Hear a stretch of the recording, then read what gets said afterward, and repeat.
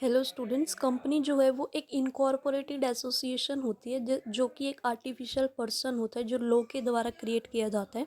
उसकी खुद की एक सेपरेट एंटिटी होती है, एक परपेचुअल सक्सेशन होता है और खुद की ही एक सेपरेट कॉमन सील होती है। उसको बोला जाता है इसमें कंपनी। टाइप्स ऑफ कंपनीज जो है आगे 6 टाइप्स की होती है, उनके आगे फर्दर पार्ट है। On the basis of incorporation first आती है इसमें चार्टर्ड कंपनी, जो कि क्रिएट और रेगुलेट कौन करता है, किंग और क्वीन। स्टैट्यूटरी कंपनी जो है वो इनकॉर्पोरेट होती है एक special act of the parliament के अंदर ही, और हर एक पर्सन जो है कंपनी का वो इनकॉर्पोरेट होता है एक स्पेशल एक्ट के अंदर।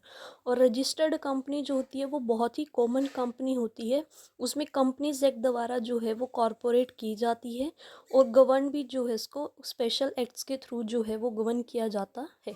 On the basis of liability to वो होती है लिमिटेड लाइबिलिटी कंपनी, जिसमें जो नंबर ऑफ मेंबर्स और जो उनकी वैल्यू ऑफ शेयर्स होते हैं वो लिमिटेड बाय गारंटी होते हैं।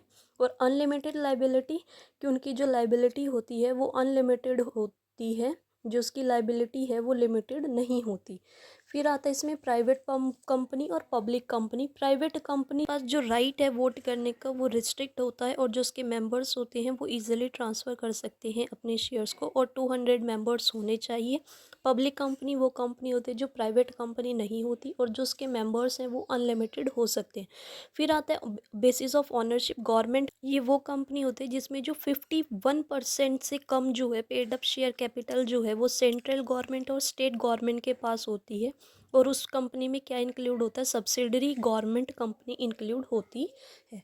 फिर अगली आती है इसमें होल्डिंग कंपनी। होल्डिंग कंपनी वो कंपनी होती है जो अनदर कंपनी को होल्ड करके रखती है, और सब्सिडरी कंपनी वो कंपनी है जिस पे कंट्रोल जो है वो बोर्ड ऑफ डायरेक्टर्स का होता है, किसी और कंपनी के बोर्ड ऑफ डायरेक्टर्स का।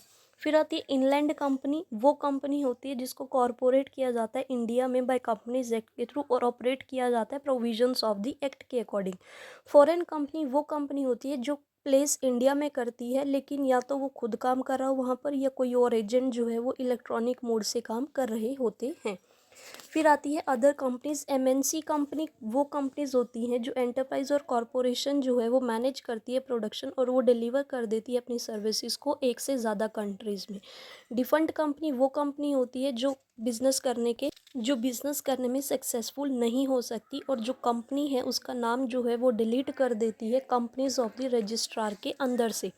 फिर इसमें आती है अगली अनरजिस्टर्ड कंपनी और इलीगल कंपनी। वो कंपनी होती है जिसमें मोर देन 10 पार्टनर्स जो है वो बैंकिंग एसोसिएशन में होते हैं और मोर देन 20 पार्टनर्स जो हैं वो कैरी करते हैं किसी और बिजनेस को। तो ये पार्टनर्स जो है वो डीम हो जाते हैं और इलीगल बिजनेस को जो है कंडक्ट करते हैं और फुलफिल करते हैं वो जो भी पार्टनरशिप एक्ट के अंदर कंडीशंस लिखी होती हैं। और नेक्स्ट आता है इसमें इन्वेस्टमेंट कंपनी की वो कंपनी जिसके प्रिंसिपल्स बिजनेस जो है वो एक्विजिशन डालते हैं शेयर, स्टॉक, डिवेंचर और अदर सिक्योरिटीज़ पर। फिर आती है इसमें फाइनेंस कंपनी, जिसको हम नॉन बैंकिंग कंपनी भी बोलते हैं। वो कंपनीज होती हैं जो फाइनेंस को या तो लोन की तरफ या एडवांस की तरफ लेती हैं या फिर कोई भी एक्टिविटीज़ को खुद कर लेती हैं। फिर आता है इसमें फेरा कंपनी की, जो इंडिया कंपनीज होती हैं उनका कोई भी फॉरेन इंटरेस्ट नहीं होता और उसमें जो है लेस देन 40% जो है फॉरेन्स का इंटरेस्ट होता है, वो होती है फेरा कंपनी।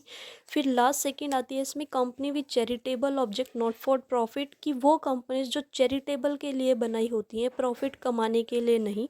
लास्ट आती है इसमें 1% कंपनी की, ये वो कंपनीज होती हैं जिसमें एक ही पर्सन जो है इसका मेंबर होता है, वही उसका जो है ऑनर है, वही उसमें मेंबर है, वही उसका शेयर होल्डर होता है और वही एक मेंबर जो है उस पूरी कंपनी को जो है वो चलाता होता है। आई होप आपको समझ आया होगा। Thank you so much.